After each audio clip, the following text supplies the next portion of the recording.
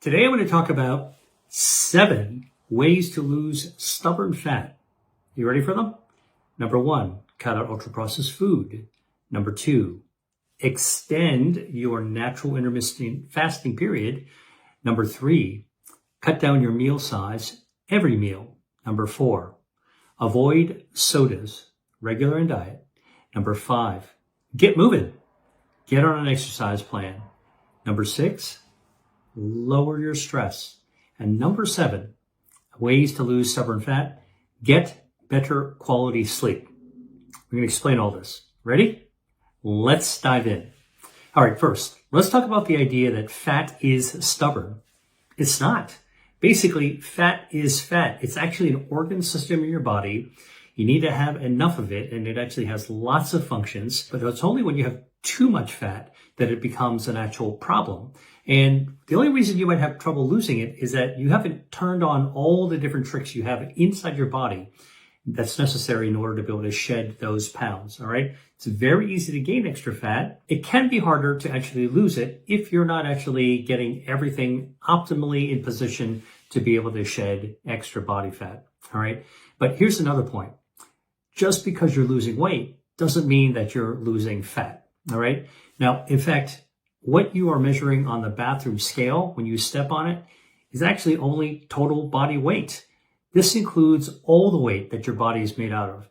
Liquid in your body, your blood weighs something, your urine also weighs something when it's sitting in your bladder, your lymphatic fluid, all right, this is a clear fluid that's not blood, your spinal fluid weighs something, and water in your stool, and your poop actually has water. It's heavy, all right?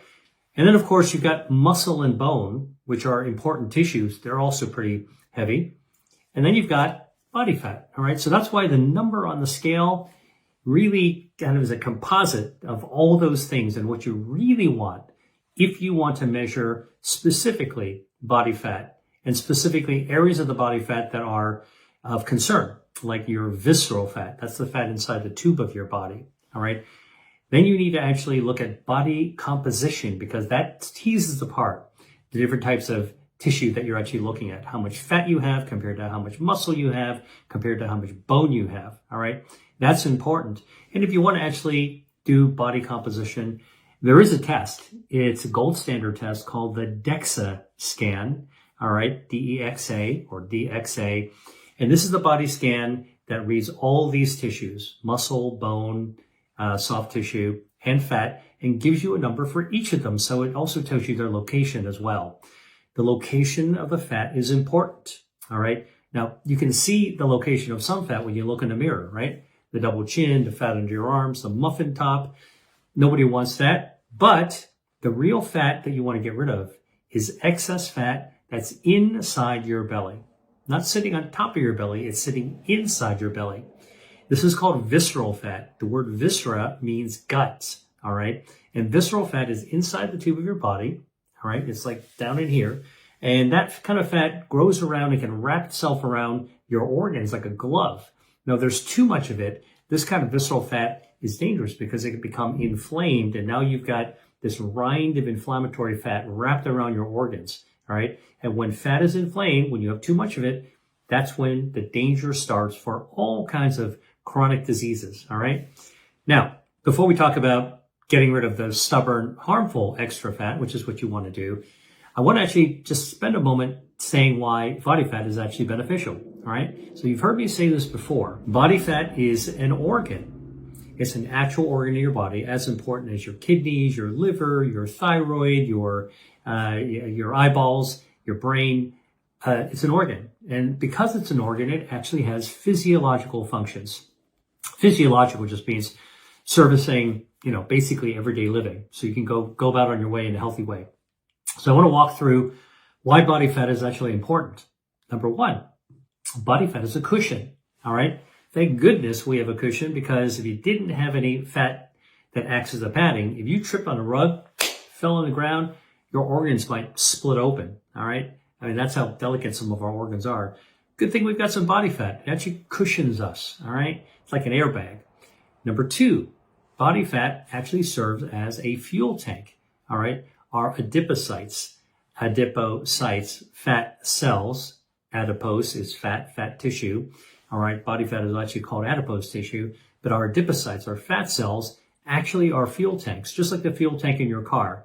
You know, when you pull over to the gas station and you would take the nozzle out and put it into the hole to the tank and fill it up. Well, when you're doing it for the car, you're putting gasoline into the fuel tank of your car to fill it up, to give it the energy it's going to need to be able to drive. And when we actually run our body, which is like an automobile, our fuel tanks are actually our body fat, our adipocytes, the cells that are fat cells. And the fuel we use isn't gasoline. That's for a car. The fuel we use for our body, for our metabolism, is food. And if you're looking at gasoline, you call it gallons or maybe liters if you're in Europe. But if you take a look at our metabolism, the unit of measure we give it is calories. All right. I know calories is a loaded word, but it's pretty simple. It's just a unit of measure of energy that you get from the fuel that we get for our bodies from our food. That's all it is. All right. Nothing more than that. So fat is a padding. Fat cells are actually a fuel tank that can expand. Okay. And that's how you actually want to get rid of some of it. When it expands, it can become inflamed and dangerous when it gets too big. Third healthy function of body fat is an endocrine organ.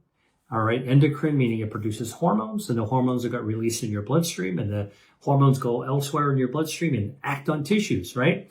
Now, one of the most important hormones that your fat produces, and by the way, your fat produces about 15 plus different hormones, protein hormones. These are signals that actually can activate other organs. They're instructions, all right? But one of the most important hormones that your body fat produces is called adiponectin. Adipo, like fat, comes from fat, all right? Adiponectin, is actually a really, really important hormone. In fact, it's so important that if you were to measure all the hormones in your body, all right? So you come to my medical clinic and I write an order to get a vial of blood and we send it to the lab and I tell the lab, measure every hormone in your body, all right? You know what's going to come back? You're going to get adiponectin, but you know how high the adiponectin levels are? Adiponectin in a healthy person is 1,000 times higher than every other hormone in your body. That's how important this fat hormone is. That's why fat as an endocrine organ is absolutely critical. You got to respect your fat. It's good stuff. It actually helps you stay healthy. You know why? Because adiponectin, all right, made by body fat, actually works with insulin in order to be able to pull blood glucose, that energy from the food that you ate, into your cells to store it into muscle, to store it into the body fat, and also to help to store it in the liver. All right. So you need adiponectin made from body fat to make insulin sensitivity. If you don't have enough adiponectin, you're not going to be that insulin sensitive. And now you're on your way to metabolic syndrome and type 2 diabetes. So this is a no kidding hormone that we need to make sure that our healthy body fat is around to be able to preserve. Too much body fat actually becomes inflamed, right? And when fat is inflamed, it actually messes up the ability to be able to produce adiponectin, these other hormones. And so when you've got too much fat, too much inflammation, this beautiful hormonal system that fat is supposed to produce, those 15 hormones, including adiponectin, gets basically derailed. And now adiponectin is not produced in the right way. And now insulin doesn't work in the right way. So too much body fat leads to metabolic syndrome, metabolism problems, and ultimately can lead to type 2 diabetes. Actually, it makes a lot of sense. Not that difficult to understand why too much excess fat derails our hormones and leads us to this problem with our metabolism that can lead to type 2 diabetes, right? Okay, because when insulin's not working properly, guess what? Blood sugar rises, right? I know people talk a lot about glucose spikes and glucose crashes. I want you to focus really on the fact that your body knows how to handle that most of the time. Insulin is critical, all right? But adiponectin is its partner in being able to help control that blood glucose to normal levels, all right? So if you don't want to have metabolic distress, you need to actually lower inflammation. And the one way to lower inflammation is actually lower body fat, right? This is actually a good thing that you want to do because elevated inflammation just from having too much harmful, excess inflammatory visceral fat leads to chronic diseases, right? You've heard about inflammation being a root cause of multiple diseases.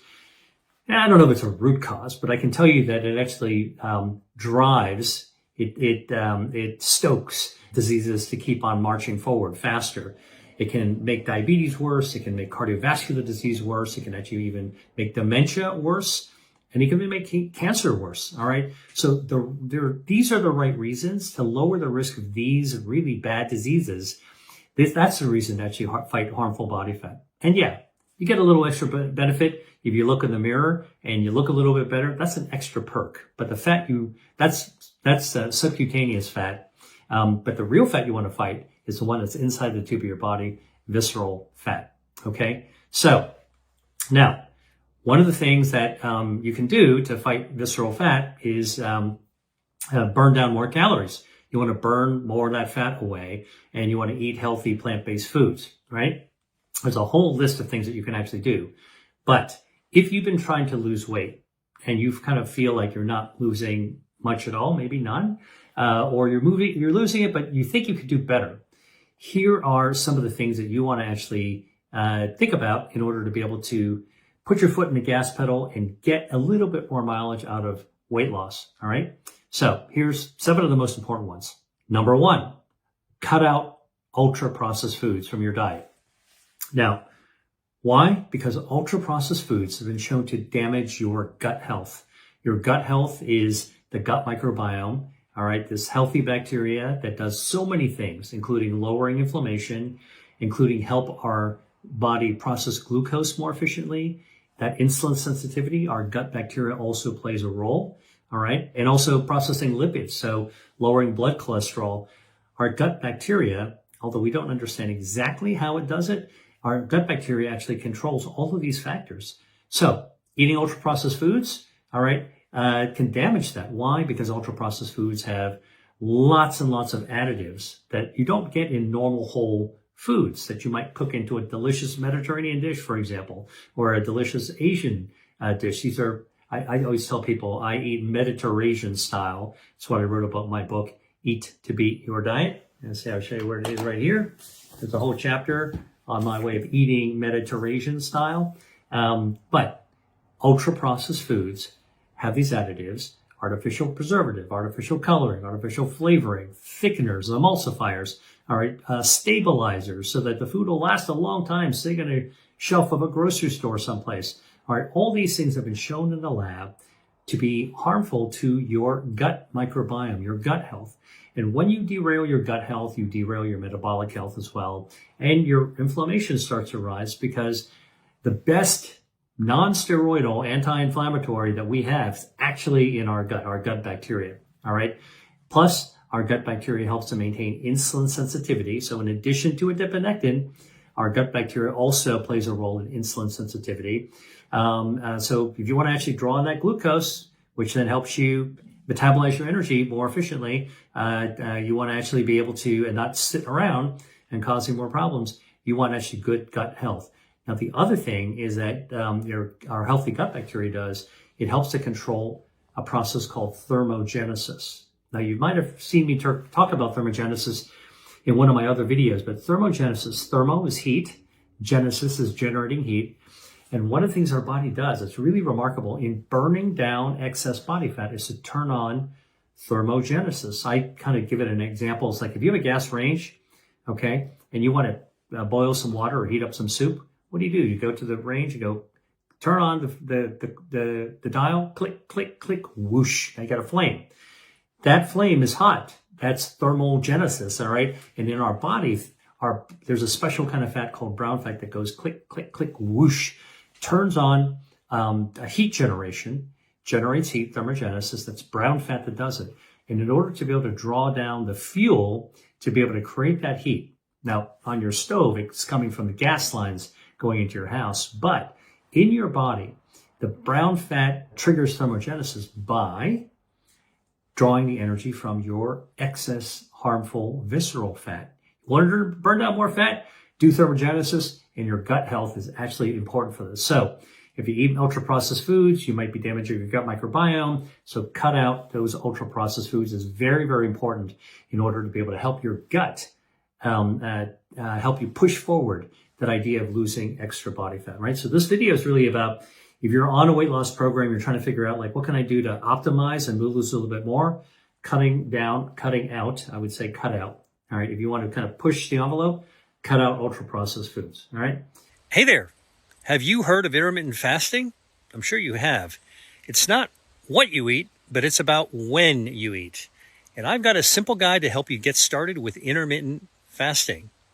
If you're looking for an easy way to boost your energy and improve your health, and maybe shed a few pounds along the way, this could be the perfect solution for you. In my guide, I'm going to show you how fasting helps your body burn fat and also repair itself. It's an easy thing that you can do effortlessly every single day. Plus, I'll give you tips on how to succeed with intermittent fasting. And I'll tell you the science behind why this works. Just click the link below to grab your free copy, or scan the QR code on the screen right now. Now, let's get back to the video. Second thing you want to do if you want to actually push the envelope on weight loss is extend your natural period of intermittent fasting. Let me explain. Intermittent fasting is when you're not eating. And when you're not eating for a long enough period of time, your metabolism basically says, oh, we're not getting more energy in, so let's go ahead and burn energy, right? So think about it. It's kind of like the gear shift in your car. When you're at the gas station filling up, that's your body during the daytime when you're eating, breakfast, lunch, dinner, snacks, whatever. All right. Your metabolism is shutting off the fat burning, and it's actually focusing on loading in fuel. All right. Now, what happens when you're done loading up the fuel, right? So what are you going to do? You're going to put the nozzle out of the car back into onto the pump. Then you're going to start the car and you're going to drive off and you're going to be burning fuel. Well, in our body, when you're not eating, it means you're done filling up the fuel tank, right? Put it back, filling on a pump. For us, that's putting the dishes in the sink. When you're not eating for a long enough time, our metabolism does like the car. It switches gears and goes into drive. And drive mode means you're burning down body fat, anything stored. All right. So when you're fasting, that means you're not eating. When you're not eating, your metabolism goes, all right, we're not loading up fuel. Let's burn fuel. All right. And when you're burning fuel, you're burning down fuel from stored fat. So if you want to actually push the envelope and losing extra body fat, try to extend your period of intermittent fasting. Now, some people go, I don't know how to do that. Like intermittent fasting sounds so difficult. This whole issue about 16 and 8 and how do I even calculate that? How do I fit it into my life? Listen, it's pretty easy. The reason is this. Intermittent fasting is the most natural thing that we all do every single day of our lives. What am I talking about? I'm talking about sleeping. Because when we're sleeping, we're not eating, which means that when we're sleeping, we're fasting. Now, you're supposed to sleep about 8 hours every day. If you're not, you should try to aim to get 8 hours of sleep a day. Good for all kinds of health systems. But I can tell you, when you're sleeping from 8 hours a day, so let's say you go to bed at 11 and you get up at 7. I know, you're probably going to bed later or you might be waking up earlier or whatever.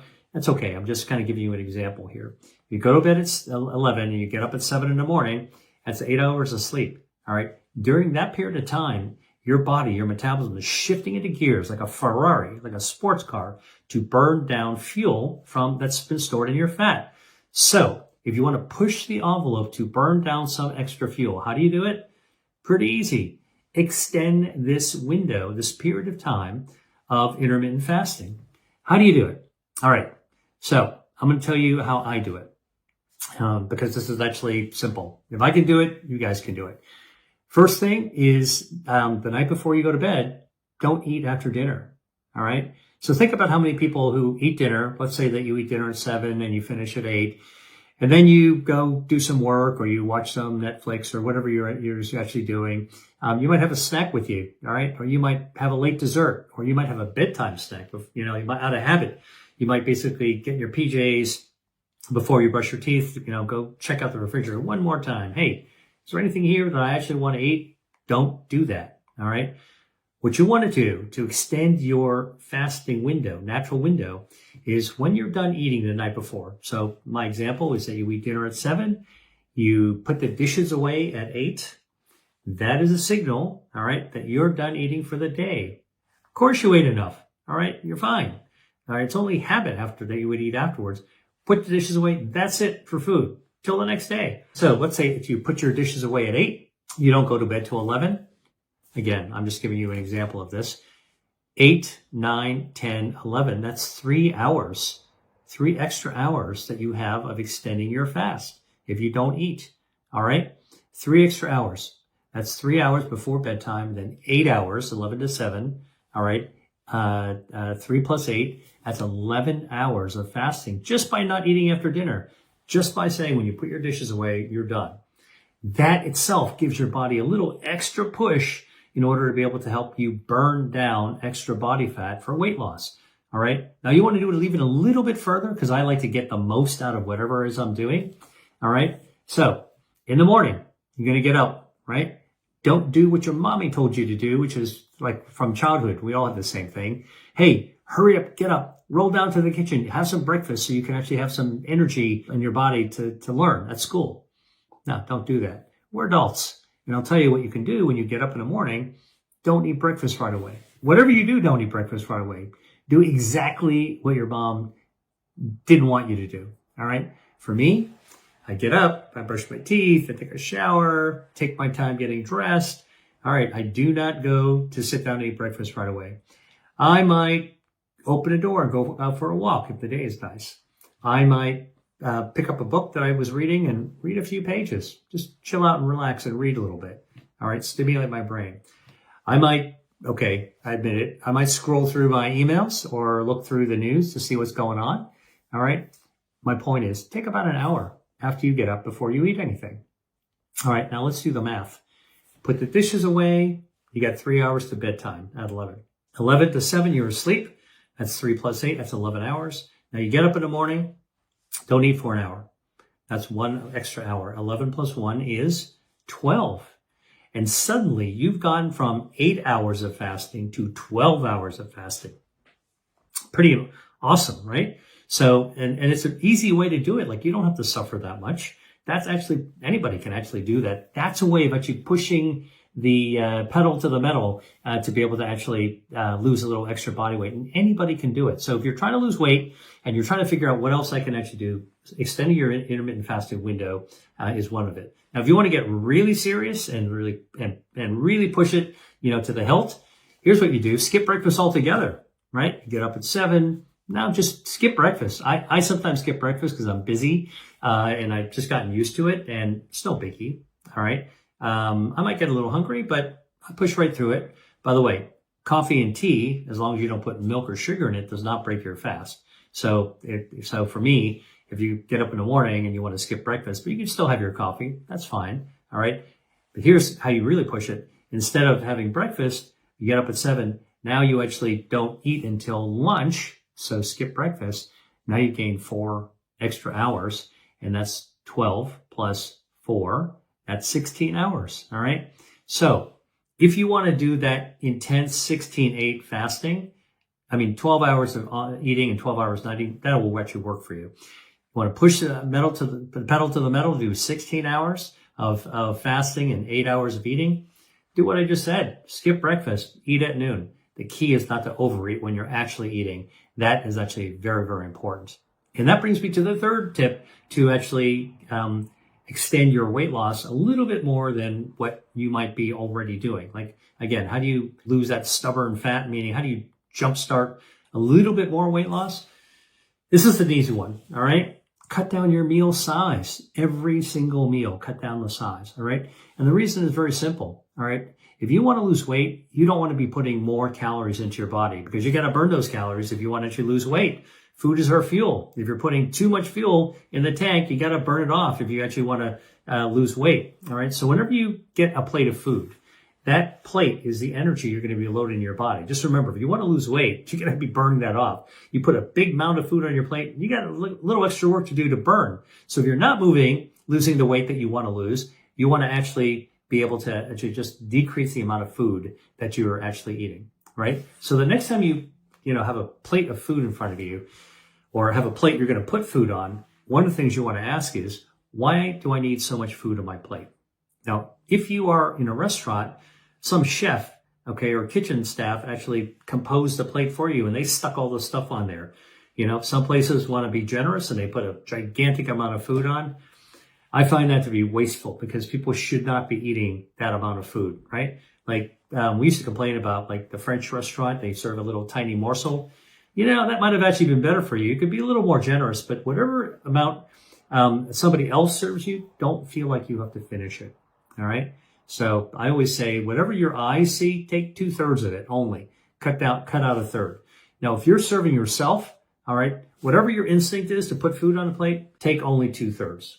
All right. So I'm saying purposefully cut down the number of the amount of calories, the number of calories on a food you have in your plate. All right. Most people instinctively want to put more on your plate. It's instinctive. Like, oh, you're like at a buffet. Oh my gosh, look at all this food. I'm just going to put more whatever onto the plate and load it up completely. That might feel good to do that, but I can tell you your body is not going to feel good when you eat all those extra calories. And if you want to lose stubborn fat, you need to think about this. Don't load up your plate extra. So again, what I was telling you is that whenever you're serving yourself, take less than what you would actually take. Okay, I said take only 2/3. Here, I'm actually going to up the game a little bit and say take only half of what you would want to normally take. That way should make you think half. I don't know. I can't calculate 2/3 that easily. Half is easy. All right. And if you're eating at a restaurant, don't clean your plate. All right. Quit the clean plate club is what I say. Do not overload your body with fuel. You don't want to actually do that. All right. So cut down the amount of food that you put on your plate every single meal. I don't care what meal it is. Cut it down. All right. Here's another tip to actually push the envelope of not losing weight. And maybe some of you are already doing this, but if you're not, I'm just going to give it to you straight. Lose the soda. Do not drink any sodas. Now, I'm talking about colas for sure, both regular and diet, but any soda, any carbonated beverage that actually, made with fruit or flavoring, cut it all out. All right. The beverages to drink are water, tea, and coffee. All right. Those are the best ones to drink. All right. They don't have extra calories in it. Now, if you don't drink soda, this is not for you. But if you do drink soda, and a lot of people drink soda, just remember, if you want to lose more weight, you got to stop your soda habit because regular soda can have as much as 9 teaspoons of sugar added to the typical can of soda. Even though you're slaking your thirst and you're getting hydration, you're also loading calories into your body. That's why we call the sodas like empty calories, because you're not getting anything else. You're not getting dietary fiber. You're not getting polyphenols. All you're getting is a gigantic load of sugar. And again, I'm not even going into the glucose spike thing. That's a whole other conversation we can have in another video. But right now, I'm just talking about loading too much fuel in your body if you're trying to lose extra weight. All right. Now, the key thing is that diet soda, even worse. You know why? Because a lot of these artificial sweeteners, right? Aspartame, sucralose, saccharin. These are the things that are found in artificially sweetened beverages. All right. Always, always, always check the ingredient label to see if you see any artificial sweeteners. I can tell you, if you go like to some places you might even expect actually has artificial sweeteners do. Typical thing, like if you were to go into an Asian store, for example, and pick up a tropical drink, lychee, coconut, or some other exotic thing, papaya, kiwi. If you pick it up, you might actually see that, that's not natural sweetener. They actually have added aspartame into it. All right. That is something xylitol. That's definitely something you don't want to do because research is now showing that these artificial sweeteners, even though they have 0 calories, all right, true, they're not sugar. When you actually consume them, these chemicals, artificial sweeteners, tumble down into your gut. And you know what they do? They poison your gut microbiome. That damages your gut health. Remember I told you your gut microbiome is key to helping you lower your lipids, make your insulin work better, insulin sensitivity, use glucose, absorb glucose better, and lower your lipids. If you mess with your gut, all those things get reversed. And now it becomes a lot harder to lose extra body fat, right? Lose extra weight. All right. So remember, you got to protect your gut microbiome. You always want to make sure that you are, if this is you want to push for more weight loss. All right. You got that stubborn fat, cut out soda altogether. I don't care if it's regular. I don't care if it's diet. Just cut it out. Water, tea, coffee. That's the substitution. And by the way, don't put sugar or artificial sweeteners in your tea or your coffee. All right. That's my little trick for you. I can tell you that tea and coffee, they also have polyphenols. Tea has catechins and coffee has chlorogenic acid. They actually ramp up your metabolism and help you burn down extra body fat. So a little extra benefit from there you would never get from soda, regular or diet or otherwise. All right. Okay. Another tip. All right. Move more. Get on your feet. Get onto an exercise program if you want to lose extra body fat. Why?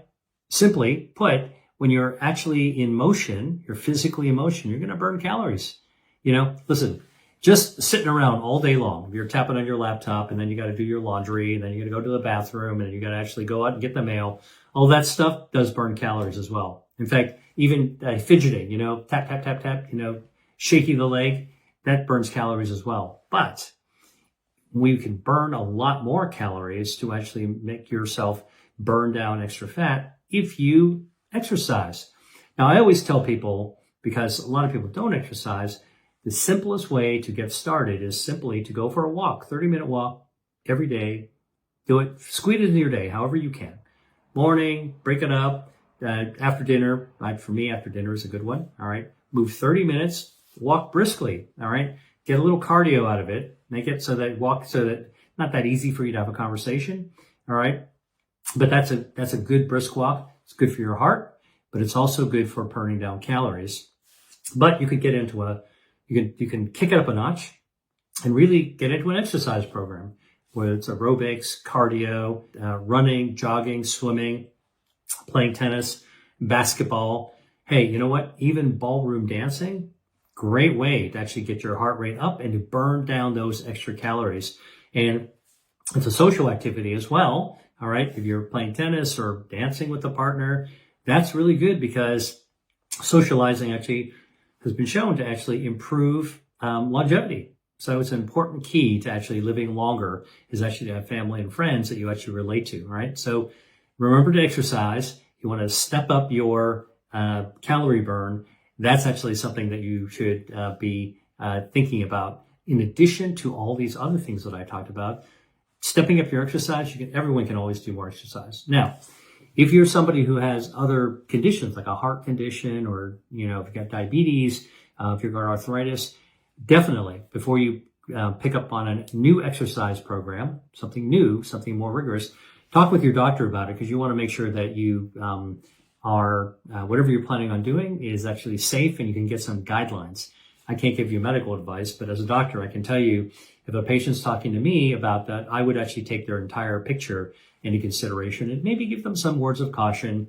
Hey, listen, if you start feeling chest pain or shortness of breath or palpitations, then you got to slow it down and, call me and let me know about it and I can kind of guide you further.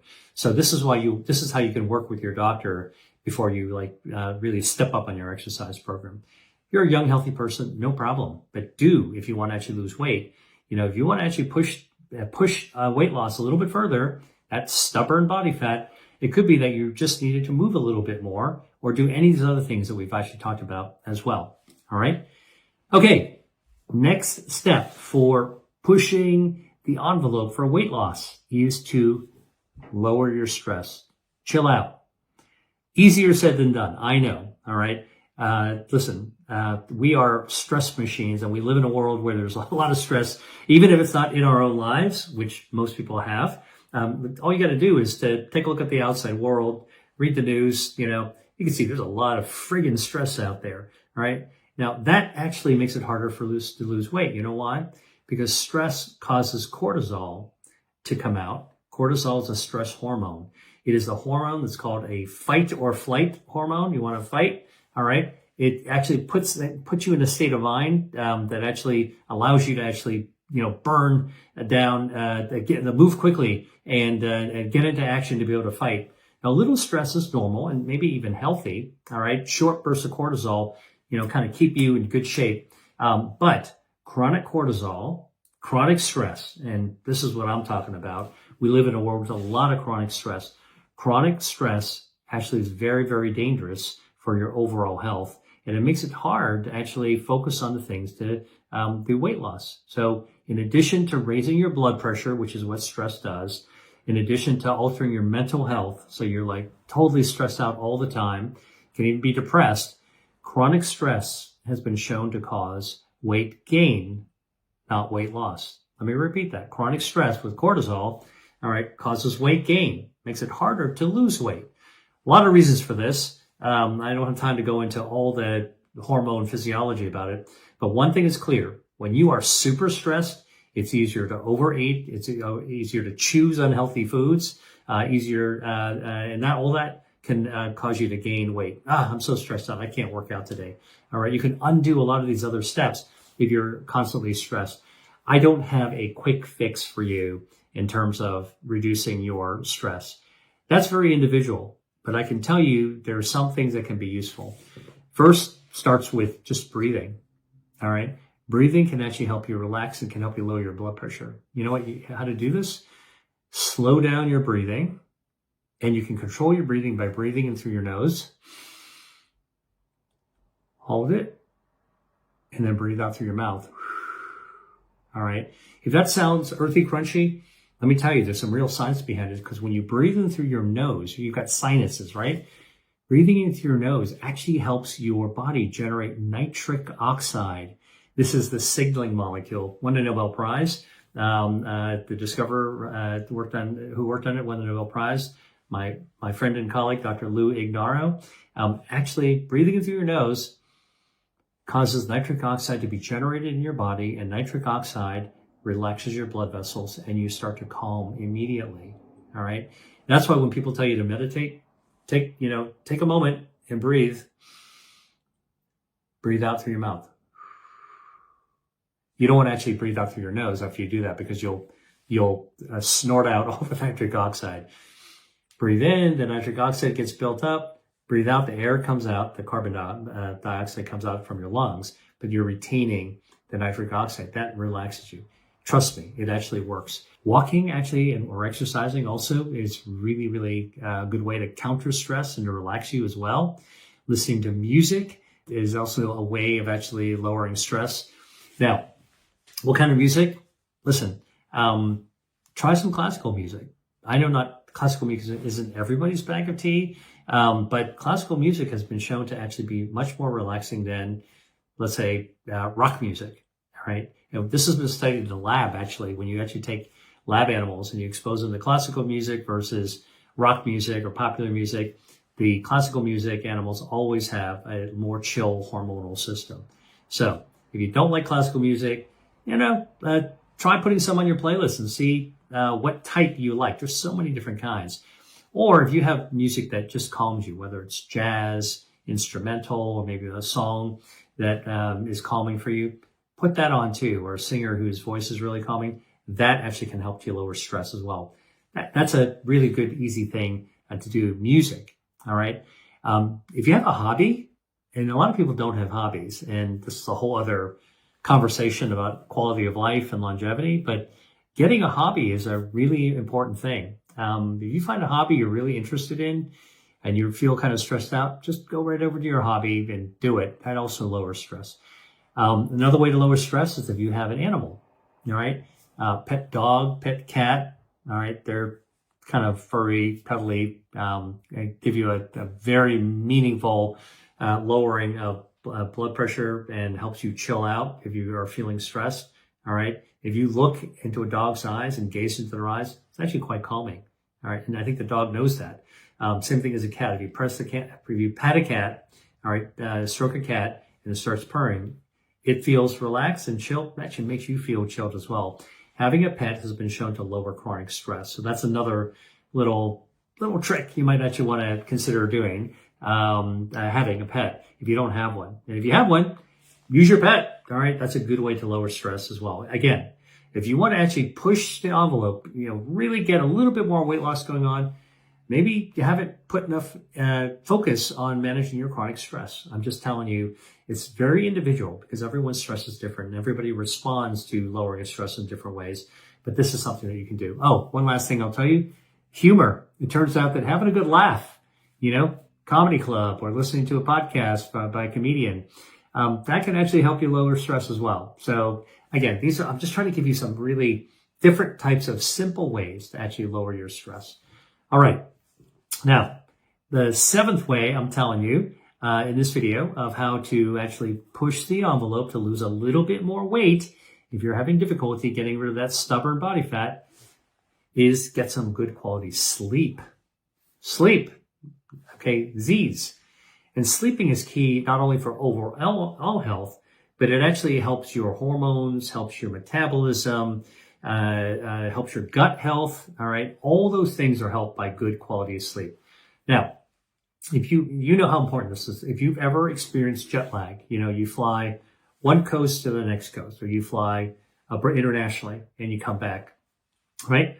What happens is your body's on a different time zone, and you're going to have insomnia. It's going to be either harder for you to get to sleep at a certain time, or it's going to be more difficult for you to wake up because your body's not adjusted yet. Or if you ever stayed up all night, take it from me. As a doctor who went through training, I had so many all-nighters I had to pull during my medical training and during medical school. It's not funny, all right? You stay up all night, you are friggin' white the next day. I mean, you are like useless. And that's not good, all right? You feel bad the next day because your system is out of whack, all right? You don't get good quality sleep. Your metabolism is out of whack. Your health really suffers. And this applies to weight loss as well. And I want to tell you why. If you want to lose weight, you want to actually have good quality sleep. Now, why is this? Because sleep actually does a lot for your body fat and metabolism. It turns out that when we are sleeping deeply, and I'm talking good quality deep sleep, that's where you dreaming type of sleep, REM sleep, all right? That's the time that our body is switching on to that fat burning mode. Remember I told you the Ferrari shifting gears during that fasting period. When you're actually in deep dreaming sleep, that's when our metabolism is geared to burn away the most amount of body fat, all right? Deep, good quality sleep burns away body fat. When you are sleeping, you're actually losing fat. Not exercising, sleeping actually does it. Exercise does it too, but sleeping does it as well. Now, again, remember I told you when you're awake, all right, and this is what's happening when you're pulling an all-nighter, your metabolism is geared towards adding calories into your system to store that energy. All right. And people who pull all-nighters, like you're snacking all night long, you order that pizza, people drink things or drinking all night long, whatever it is you're doing that is having you stay up all night long. All right. I can think of all the things that people do that are not good besides eating junk food, having energy drinks, drinking sodas if they're staying up all night long or partying all night long. This is going to screw up your metabolism. Your body's not going to be burning down extra body fat. And what you want to do is to get into that sleep mode. When you're sleeping, your body shifts gears. No more intake of energy. We're going to start burning down energy. You shift it like a race car, like a Ferrari, into fat burning mode. All right. And when you're burning fat, the first place it draws from is your harmful visceral fat, the fat in the tube of your gut, which is harmful for your health. And then you'll be losing more weight. All right. So this is actually how to actually really get good quality sleep. You want to really make sure you're optimizing all of these parameters that can help you get good quality sleep. By the way, sleeping requires you to have little preparation. So that's why, most people are just kind of run until they're out of fuel, like out of gas, and then just crash on the bed. If you're coming back from a trip, you might do that. All right. If you had a really, really busy day, you might do that. Oh man, I'm just going to crash. But I can tell you that it's helpful for sleep hygiene. All right. Sleep hygiene is preparing for bed, just like oral hygiene. You're brushing your teeth. There's a preparation for that as well, right? Put the toothpaste on, brush your teeth this way and that way, scrape the tongue, get the floss going, all that kind of stuff. Same thing for sleep. All right. By preparing to sleep, if you want a good quality sleep, have a pattern, get in your PJs if you sleep with PJs, have a pattern of getting into bed. What are you going to do? You're going to read. That's good. I strongly suggest that you don't read on a screen. In fact, it's better to put your phone away, screen time, a couple of hours before you go to bed as part of your good sleep hygiene. If you really want to lose weight, stop looking at the screen because it's got blue light. That blue light If you have it within a couple of hours of going to bed, it's going to keep you from it's going to impact your brain in a way that's going to keep you from getting good quality sleep. So if you want to actually optimize your sleep as part of your sleep hygiene, a couple hours before you go to bed, all right, check your email or do whatever you need to do and put it away someplace, all right? Lock it away someplace or put it in its charger, then go to bed. Do not bring your device to bed with you. Now look, it's easier said than done. I know I sometimes bring my device to bed. That's not good, all right? So I'm just giving you what would be the ideal thing to do, but turn off that blue light, get good quality sleep. Don't eat before bedtime. Eating before bedtime not only cuts into your fat burning time, it also interferes with your good quality sleep. And obviously don't drink caffeine. If you want to get good quality sleep, don't drink caffeine that's going to keep you up. I'm not talking about like the Red Bulls. I'm talking about coffee or even tea. Some people are more sensitive than others, but don't drink it after 6 o'clock or whatever. Don't put any more caffeine into your body, and then you'll actually get better sleep. Also, don't drink alcohol before bedtime. Alcohol also disrupts your fat burning, and alcohol also loads calories into your system, which is not what you want to do. And alcohol also disrupts your sleep as well. All right? Hey there, it's Dr. Lee. I share a lot in my YouTube videos, but sometimes we need a deeper, more personal dive into how food can be used as medicine. And that's why I created my Eat to Beat Disease course. You'll have me as your teacher and guide to unlock the full potential of food that can be used to boost your health.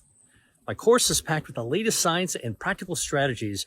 It's all designed to be easily followed and something you can start using right away. So whether you want to prevent a disease or fight a disease or just optimize your health for longevity, my course has got you covered. So if you're ready to make a positive change, click on the link below or scan the QR code on the screen right now. I can't wait to see how you're going to get started to improve your health using food. Now, back to the video. Okay. By the way, one other thing I want to tell you about that could be disturbing a good quality sleep is if you have sleep apnea. So if your bed partner tells you, hey, you're really snoring a lot, you might have sleep apnea. And sleep apnea is a situation where a lot of people have it. You've got a little extra tissue, a little extra fatty tissue actually, in the back of your throat. So when you're sleeping and you're really relaxed, that fat tissue in the back of your throat also relaxes, it sags, and it blocks your airway. You know, you're sleeping, it's blocking your airway. You snore, you get up all of a sudden, and you're not really sleeping all night long. If you think you have sleep apnea, snoring is a clue that you do. You need to tell your doctor, and your doctor may refer you to a sleep specialist who can do a sleep study to prove what your breathing is like at night. All right, that could be really important. Part of what they do in a sleep lab. So basically you bring a small overnight bag and you go into a lab where they've got a bed, not exactly the Ritz-Carlton Hotel, but it's a place where you can study. It's comfortable enough. And you go to bed, they put electrodes on, they can actually monitor your sleeping and your movements to see if you actually have too much tissue in the back of your throat as well. Okay, we covered a lot of material in this video, so let me just recap it for you. Here are 7 things that you might want to consider doing if you want to push your body to lose more stubborn body fat. Number 1, cut out all extra processed foods. Number 2, extend that period of your natural intermittent fasting around bedtime. All right, that's the night before, after dinner, and the morning of after you get up. Number 3, cut down your meal size every single meal. Number 4, avoid sodas of any kind, regular and diet. Number 5, get moving. All right, get on an exercise plan. When it's physically active, when you're exercising, you're burning down extra calories. That's how you can actually lose a little more weight. Number 6, lower your stress. Lowering that stress, put your body in the right mode, for hormonal mode, to be able to lose weight as opposed to gain weight.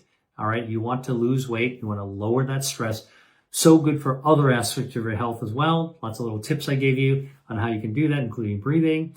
And then number 7 is actually get better quality sleep.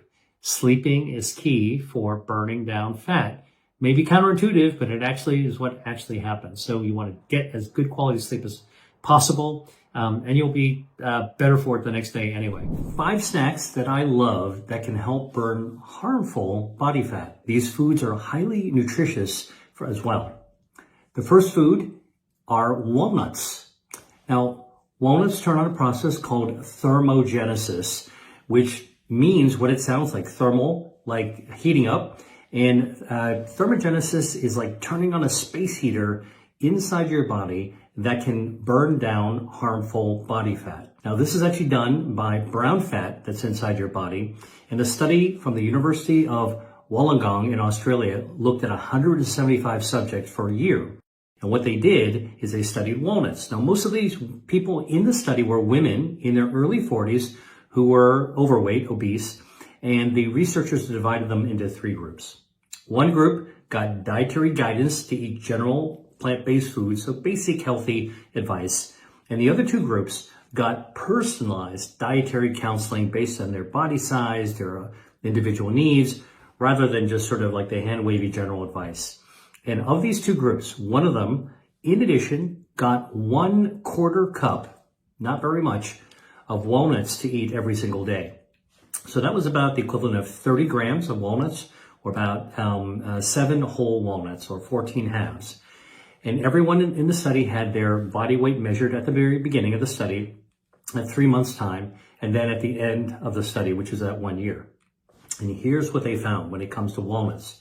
The results showed that everyone lost weight when they got some dietary counseling, which makes sense when you've got somebody on your case to remind you of what you need to do to be healthier, right? And so everyone would slim down. But what was amazing is that the walnut eaters, even at 3 months, began losing weight faster than anyone else. They lost 5.4 pounds at 3 months, which is 23% more weight loss than the other group that got personalized dietary advice. All right. And that was 54% more than the group that just got general nutrition advice. So adding even 1/4 cup of walnuts, that's 7 whole walnuts a day, can help you lose weight. Now, walnuts are a great source of protein, and they also contain healthy polyunsaturated fats, and they also have dietary fiber. Now, what does dietary fiber do? Dietary fiber from walnuts feeds your gut microbiome, and that dietary fiber and a well-fed microbiome actually lowers inflammation, and it helps to actually up your metabolism as well. It smooths out your metabolism, makes it more efficient. Now, healthy, well-fed bacteria also release metabolites from the fiber called short-chain fatty acids, or SCAFA is what we call them. There's 3 SCAFAs. They're known as acetate, propionate, and butyrate. And these are healthy products that are released in the bloodstream after you eat walnuts, for example. And again, they lower inflammation, which is key to reducing the risk of many chronic diseases, everything from cancer, cardiovascular disease, dementia.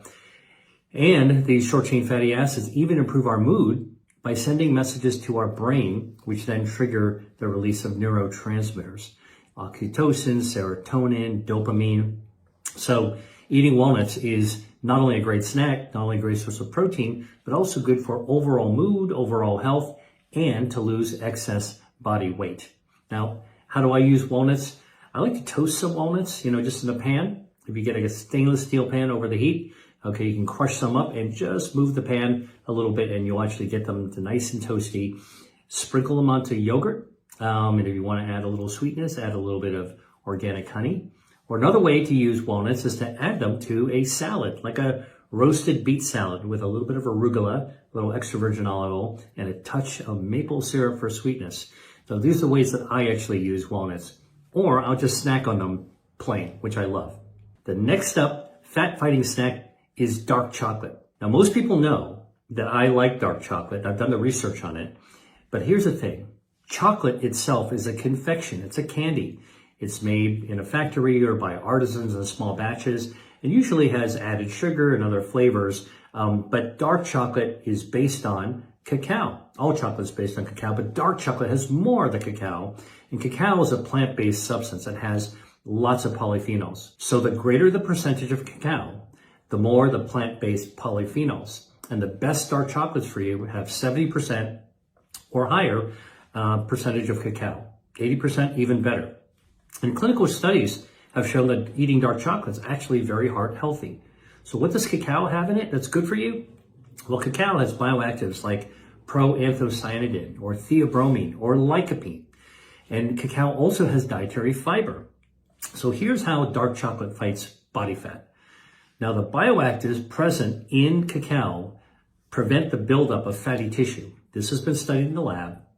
And cacao also triggers thermogenesis, that process where your brown fat fires up like a space heater, and this brown fat or good fat becomes the machine to burn down harmful fat or white fat. In fact, a study called the Health Lifestyle in Europe by Nutrition in Adolescents cross-sectional study looked at more than 1,400 teenagers aged 12 to 18 across 9 different European countries. And they recorded how much chocolate they ate and compared it to body composition, right? So these are teenagers that are growing. And the results show that those teens who consumed the highest amount of chocolate had significantly lower amounts of total body fat and central abdominal fat. And they also had smaller waistlines. This is waist circumference. A smaller waist means less harmful internal visceral fat. This is the internal fat that's packed inside the tube of your body. The more there is, the more inflammatory it is. And this is the kind that you want to burn away. So the key to eating fat-fighting healthy chocolate is to get it dark. 80% or higher is the best. Make sure it doesn't have too much added sugar. And make sure it doesn't have any artificial preservatives or other type of synthetic ingredients or emulsifiers that you don't actually want to add in your body. And that's actually how you can enjoy fat-fighting chocolate. Third up, the next fat-fighting snack I enjoyed are dried fruits.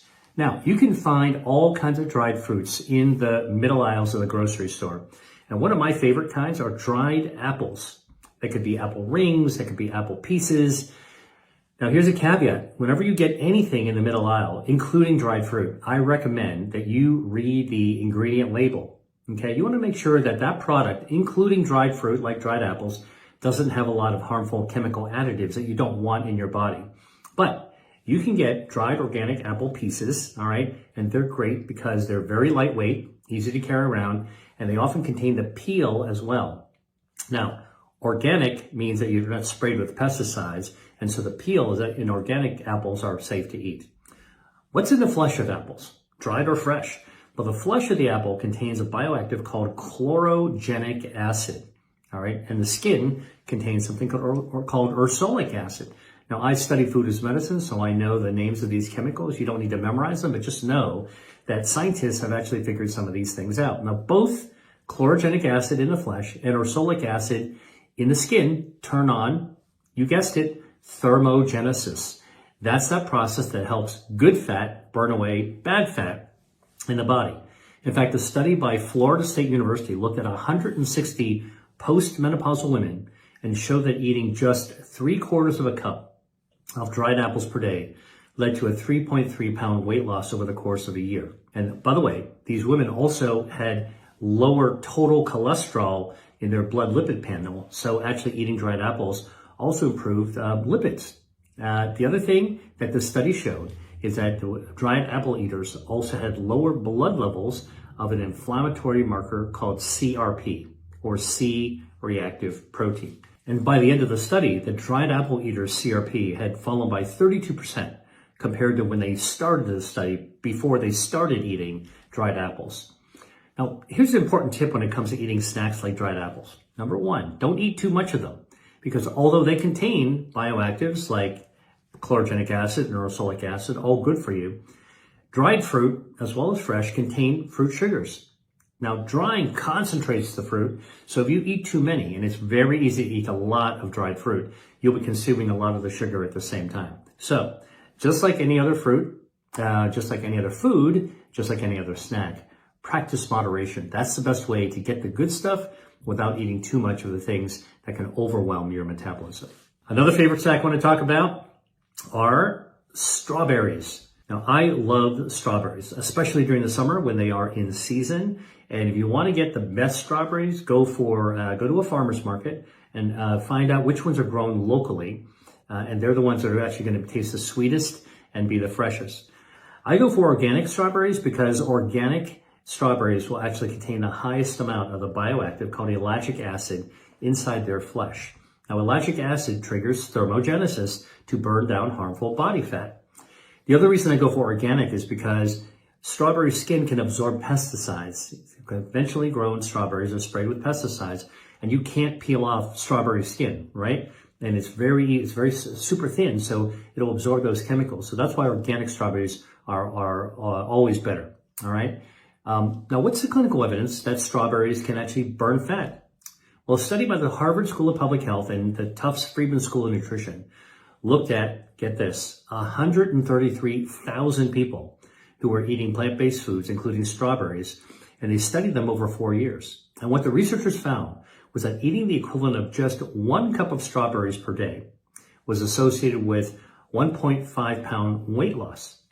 All right, now you might think 1.5 pounds, it's not very much, but remember, this is just with the equivalent of 1 cup of strawberries, right? Now, other studies have also shown that eating strawberries increases insulin sensitivity, so it increases your body's efficiency in using blood glucose, improves metabolism, and strawberries also lower total cholesterol. Now, I love snacking on strawberries on their own, but here's a couple of other suggestions or little tips on how you can use them. You can slice them up and add them to a green salad, or if you want to punch up their fat-fighting power, you can mix them with a little bit of balsamic vinegar, okay? Remember, in vinegar is acetic acid, and acetic acid prevents the expansion of fat cells. So you've got the fat-fighting power of strawberries and their flavor, along with the fat-fighting power and flavor of balsamic vinegar. A great pairing. You put it into a salad, or you can serve it as a dessert, all right? My last fat-fighting food for this video is blueberries. Now, I love ripe seasonal blueberries. Again, a summer fruit. The blue color in blueberries comes from bioactives called anthocyanins. And these anthocyanins improve your metabolism. They help increase insulin sensitivity, so they make your metabolism more efficient.